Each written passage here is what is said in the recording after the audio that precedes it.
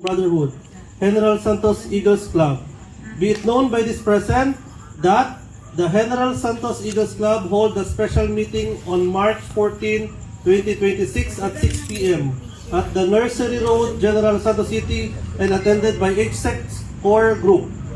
That the purpose of the meeting is to discuss the issues concerning the alleged violation of expelled National President Mr. Leonardo Tom Between Jr.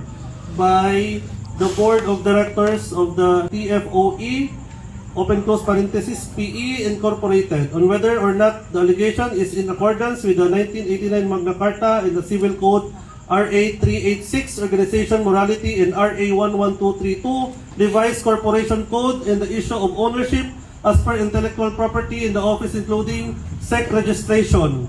That all release statement from Mr. Leonardo Between Jr. and the BOD of the TFOE, open close parenthesis, PE Incorporated, were freely discussed and objectively heard and fairly under all options, manifestation, reactions, suggestions, and objections from each of the members of the core group. That after carefully deliberation, it is firmly declared and decided with the final upon the members of the core group and on behalf of the General Santos Eagles Club, though hereby withdrawn support to Mr. Leonardo Tom Between Jr. as the President of the TFOE, open close parenthesis, PE, and recognize the Board of Directors that represent our organization in dealing with legal concerns with the SEC and protect the organization from its downfall. Now thereof be it known and to be known that the General Santos Eagles Club unanimously approve and strongly support Eagle Michelle V. Verdiflor as the officer in charge, National President of the TFOE, open close parenthesis, PE Incorporated, effective this date, 10th of March 2026, and signed in General Santos, Philippines.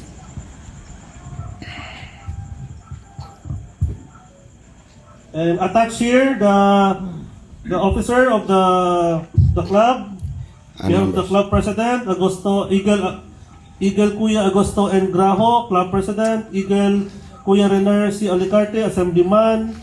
Eagle Kuya Daniel Donasco, protocol officer. Eagle Kuya Julius Lanake, member BOD.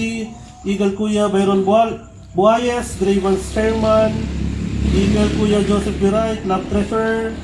And attested by our Eagle Kuya Nash Mahendra, club secretary. Attached here with the names of the members of the General Santos Eagles Club, the following. And please affix your signatures. Okay. Now. Now, a new sign.